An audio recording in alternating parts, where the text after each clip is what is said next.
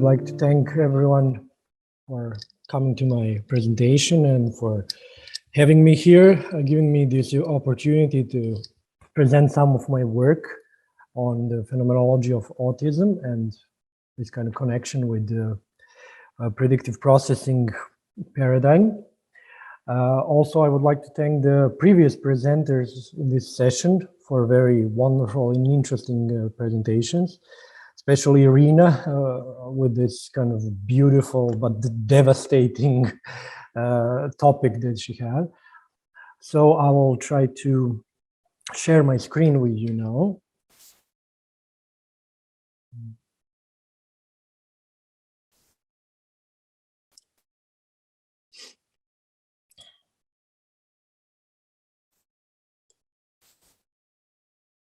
Can you see it? Okay.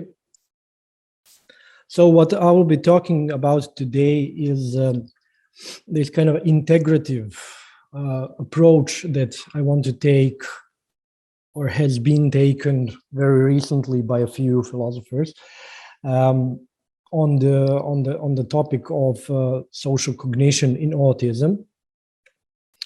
So what I will try to defend is kind of a combination of an inactive and phenomenological approach to the understanding of those impairments that we see in autism spectrum disorder. And speaking more precisely, I will be tackling the specific theories of autism that come from the predictive processing approach in cognitive science. And what I will try to see what those theories of what are the impairments in autism can say about phenomenology of autism and how they can be connected with phenomenology of autism. So we have this influence coming from phenomenology to an activism and neuroscience, but also in the other direction from neuroscience and cognitive science to phenomenology. And we will try to see how both of them can influence each other. So the main goal of this presentation, of this paper, is to connect this paradigm of predictive coding, or being more specific, predictive processing, the predictive brain hypothesis in cognitive science, with the accounts of autism that we find in phenomenology of social cognition, and to see what can be gained of the influence between the two for the understanding of autism spectrum disorder and the impairments of social cognition in that condition. So let me first say that we can,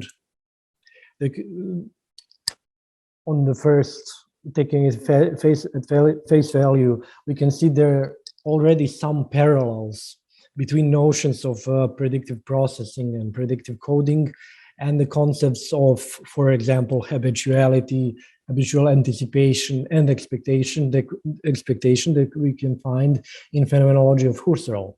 Those parallels have been noted by Matthew Radcliffe, for example, in his book.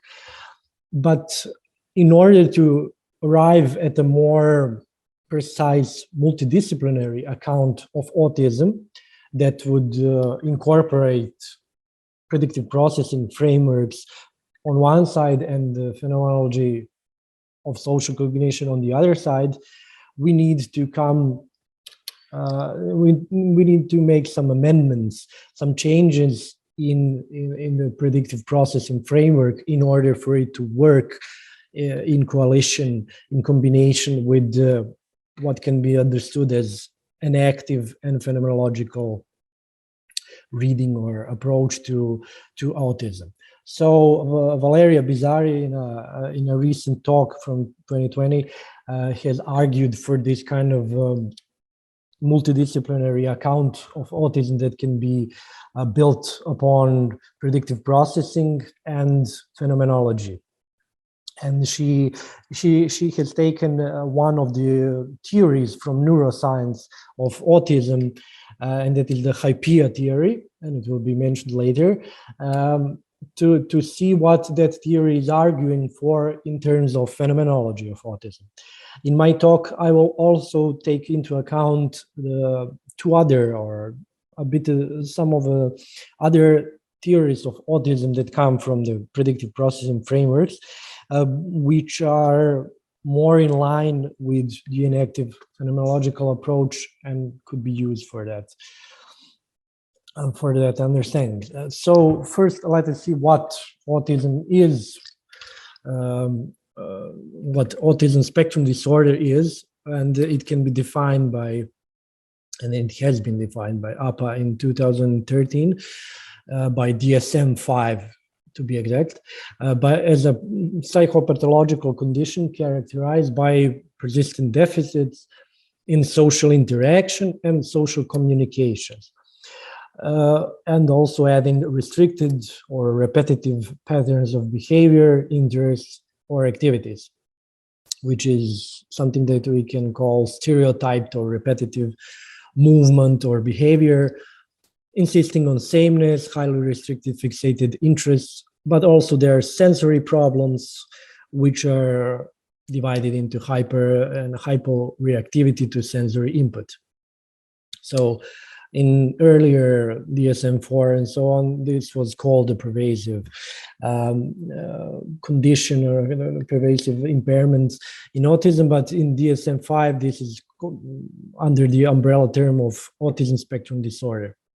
So those impairments in social engagements that we find in even the first 2 or 3 years of life of a child, which are later diagnosed in autism spectrum, would be something that we find to lack the social responsiveness, lack of joint attention, limited imitation, and so on. These are all some conditions that have been spotted by Peter Hobson, and he wrote a lot of this in a number of papers and books.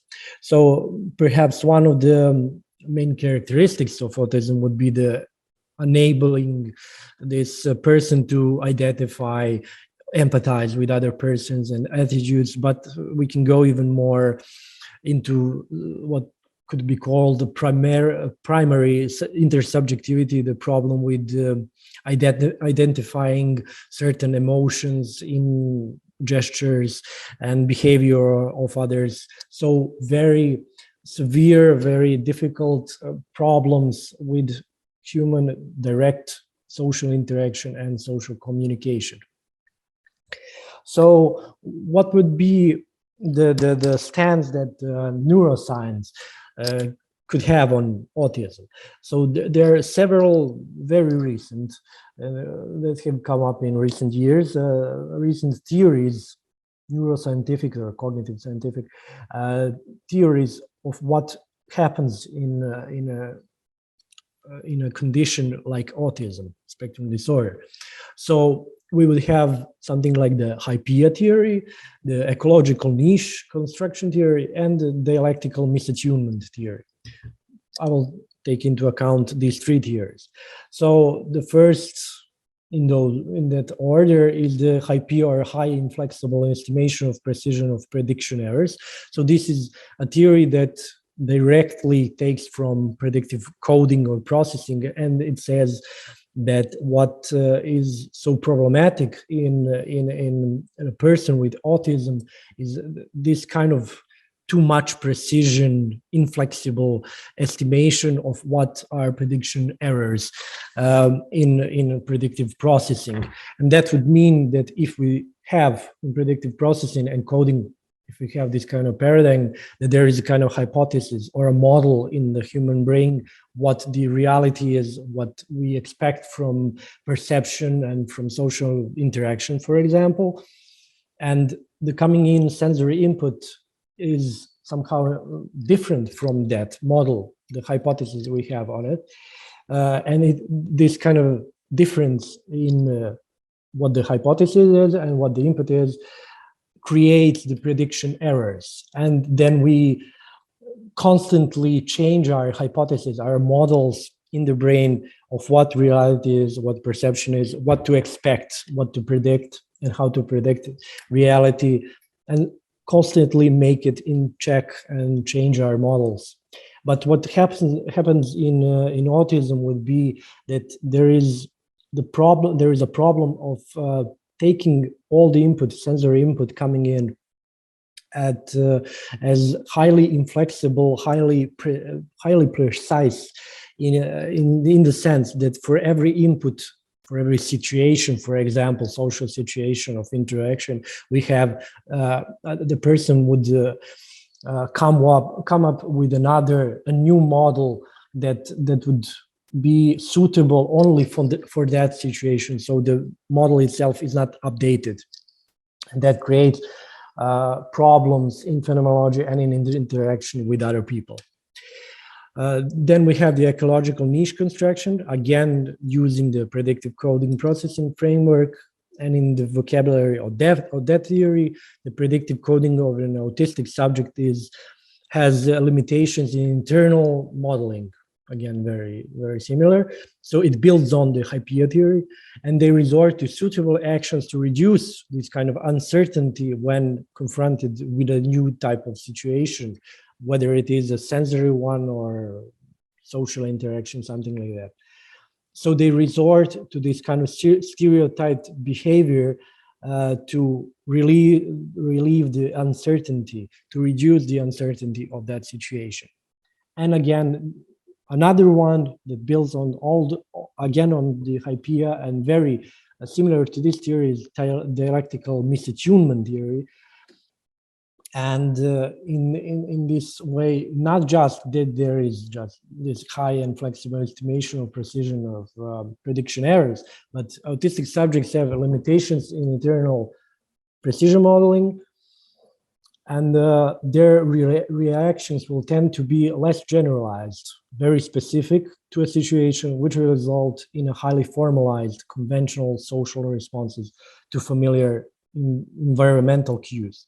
So as we can see already in the name of this theory, ecological theory of niche building, those theories are not just taking predictive processing, but also they are taking some ideas from the ecological and active embodied approaches to social cognition.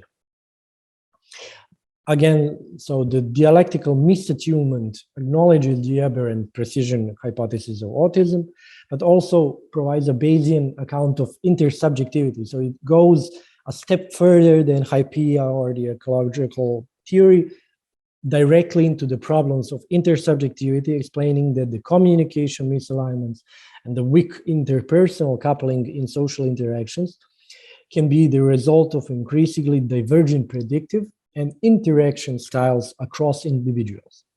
So it does not take just the person that has autism, but also the environment and other subjects that are taken into account when interacting with them, when making some kind of a shared experience with them, and so on. So this hypothesis or this theory is especially interesting because it is already a step towards this enactive predictive processing account of autism.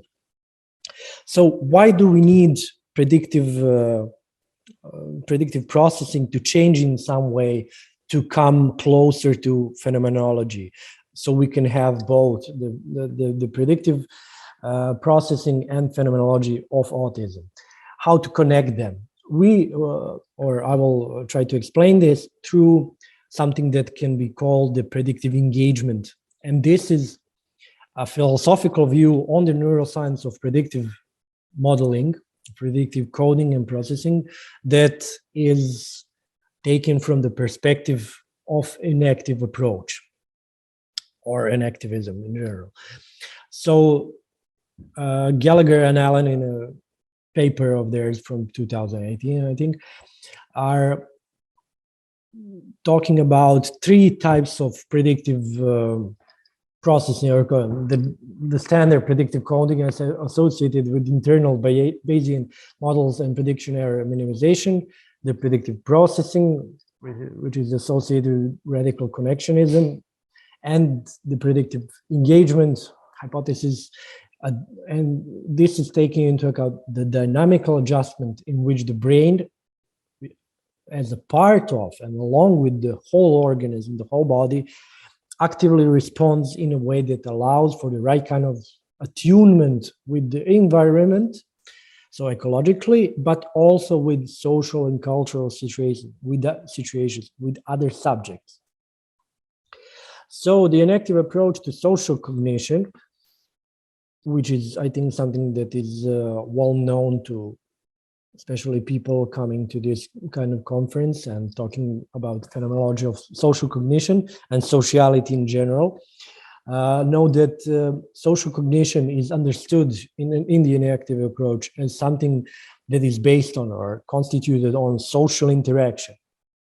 So this is why it was pointed out by Gallagher and Allen that we can have this kind of coherence between certain ideas in predictive processing and the enactive approach.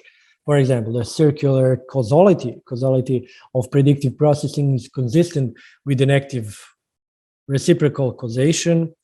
General synchrony is related to the notion of dynamical coupling, and the free energy principle is also in theoretical synchrony with the conception of autopoiesis. So what they built is an enactive version of predictive processing.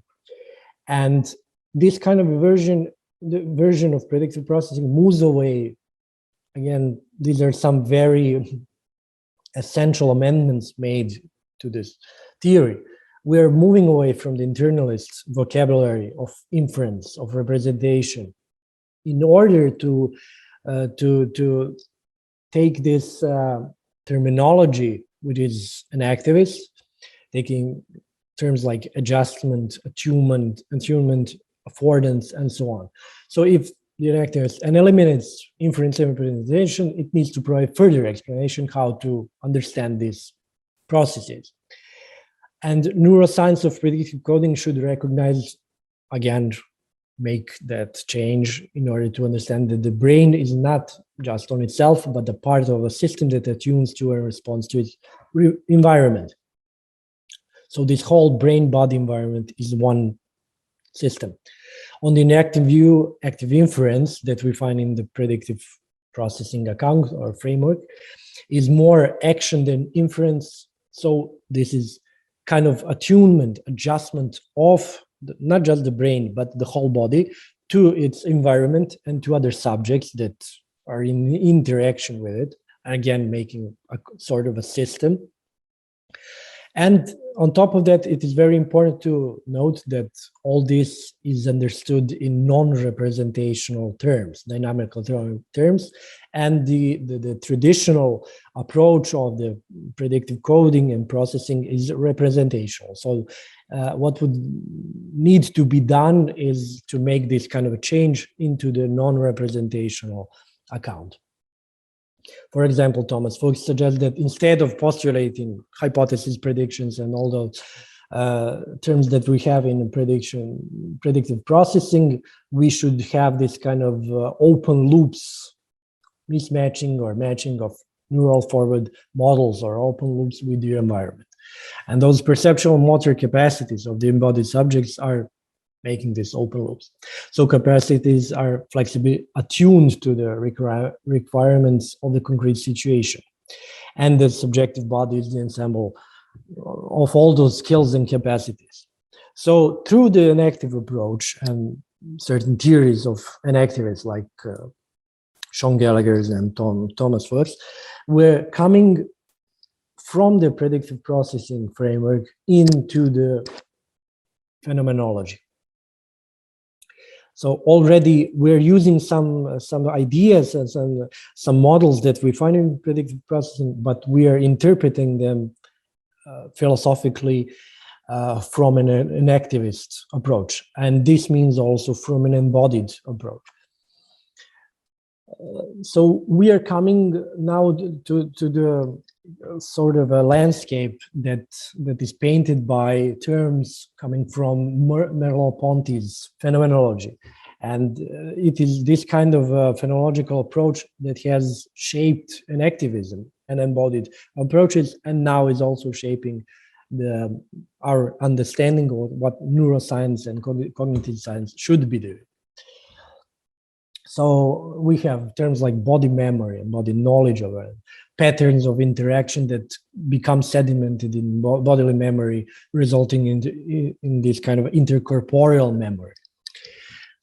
Now, there have already been this in activist theories of what are the problems are in such impairments like autism, so peculiar forms of participatory sense-making and so on, problems with timing and interaction.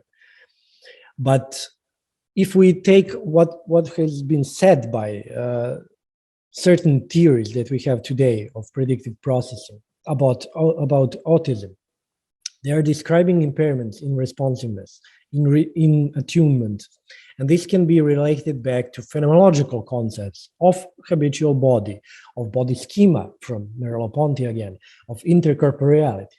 So according to Hypia, for example, all those problems with prediction errors, with predicting the interactions and situations in which they find themselves, can be interpreted in terms of phenomenology as impairments of the body schema and the habitual body. But on top of that, if we take into account those theories that are already, so to say, that are already inactivist in a way, or ecological in a way, like the ecological niche building theory or the dialectical misattunement theory. So this theory make this passage from cognitive science to phenomenology easier. And this theory is making the claim that in phenomenology, or we can make this claim for the theory, what they're saying neuroscientific from the third person point of view, what they're saying about impairments in autism from the subjective, from the first person point of view, we can say that in phenomenology, these are the problems with intercorporeality, intercorporeal memory, and certain styles of intercorporeality. Now, these are also terms that we find in Merleau-Ponty, the style of action, of behavior, and even interaction, but we find them also in activist theories of Thomas Fuchs, for example. So the problem comes in, for example, in autism, we have repeated stereotyped behavior. This behavior can be described in more precision, in more clarity with the term of habituality, of habits. So we have very restricted habits, and we have problems of changing certain habits that should happen normally through the development, and these habits stay the same and concrescent and never changing. So I think that we should use those resources that we find that we have in phenomenological analysis in order to better describe these impairments in the autism.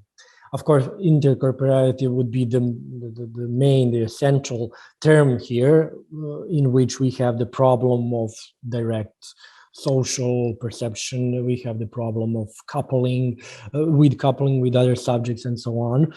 For example, we could even understand those problems in autism to the problems with the enacted the shared we that should come about through dynamic coupling. So inactivists use this Merleau-Ponty's term of intercorporeality in that it signifies that the way that we are dynamically coupled to the other person in our intersubjective interrelations. So what happens in autism spectrum disorder impairments is the inability to have this successful coupling, successfully respond to the interaction behavior that we find in another subject when interacting. So these interaction theories of social cognition as part of an activist approach could be interpreted as picking out basic forms of shared cognition, emergent coordination, so on. And these are just the basic types of shared we, but persons with autism would have even these kind of problems. Again, we could use these terms to describe what is happening in autism, what is lacking here, what is the problem, the exact problem. And this would be a more precise and more resourceful way to explicate the problems of interaction in autism. I will just stop here. I think enough was said, maybe too much. It is just that, as I said, this is a work in progress, and more needs to be said about how to phenomenologically understand these impairments in autism. But one way to find the right concepts, the right ideas from phenomenology to explain autism is to follow in what what we have already in the neuroscientific theories of autism, and to try to connect the cognitive science theories of autism with the phenomenological accounts of what autism is, in order to have a more comprehensive, more integrated, multidisciplinary and interdisciplinary account of those social cognition impairments. Okay, thank you for your attention.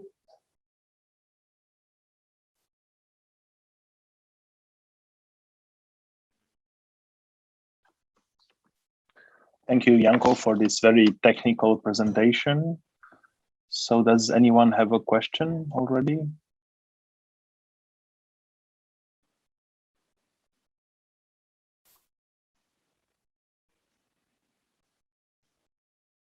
Irina? Thank you so much for this presentation. Very interesting topic. I'm wondering, if you differentiate, or if you have been looking at concrete situation of this annected we, for instance, in parental relationships, the way it happens in the we in the parental care, because there we speak about, let's say, this unconditional care, unconditional empathy or love towards the child, for instance, with the autism.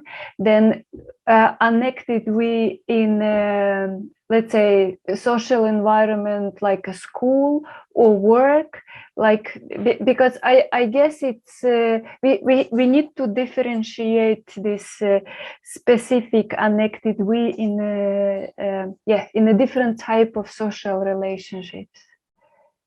Yes, thank you for your question. I think you're exactly right.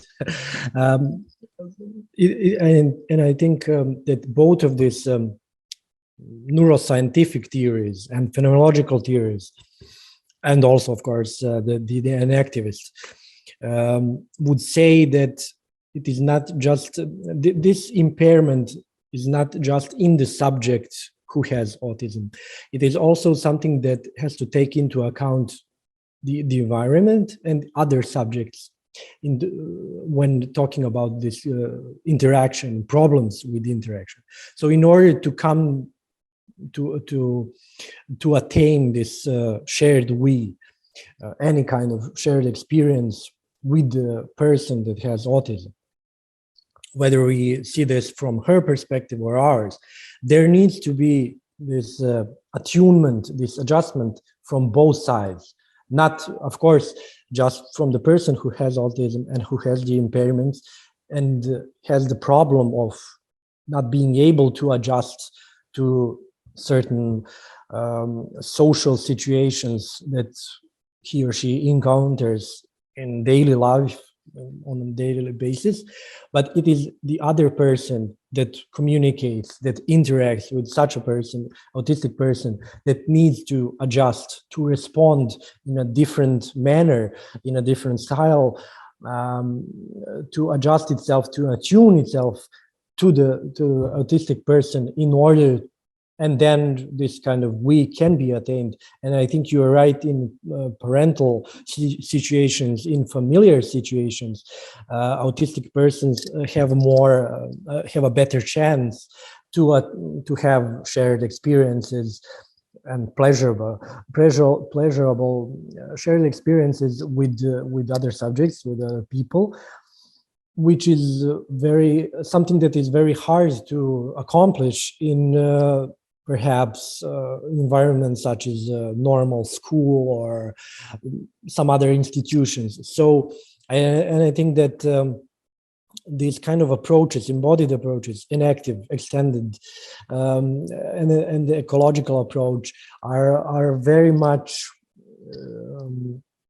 are well suited to understand what happens in this kind of impairments, and to make a theory about it, what needs to be done, what needs to be changed in our so-called mental institutions, for example, as John Kruger would say, to attune the society itself and to attune our institutions and our way of life, because we can do this, to persons that have autism or any other type of impairment that would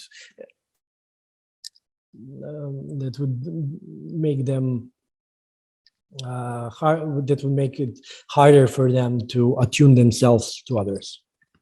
But yes, I think you're right that we need to distinguish different situations, different ways, even different styles of how to respond to persons with autism. Thank you for your question.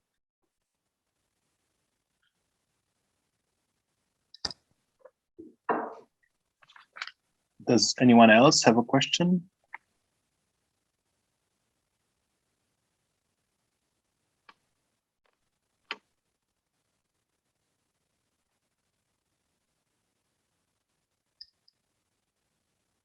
Perhaps some of you have any comments on the phenomenological side of this story, because I'm presenting this, I guess, to phenomenologists, and the technical side maybe is not very well known to you, but I would like to hear more comments on the phenomenological side and what needs to be done on better understanding from the point of view of phenomenology.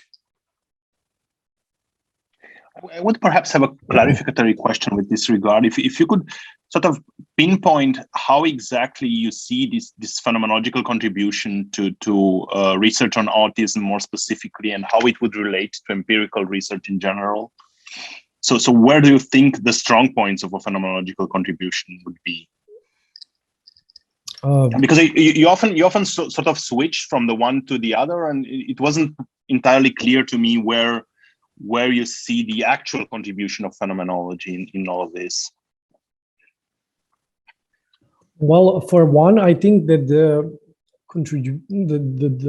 the first contribution of phenomenology comes earlier, basically when it influenced enactivism itself, and when certain ideas from Merleau-Ponty influenced certain ideas that we find, many of the core ideas that we find in activism today.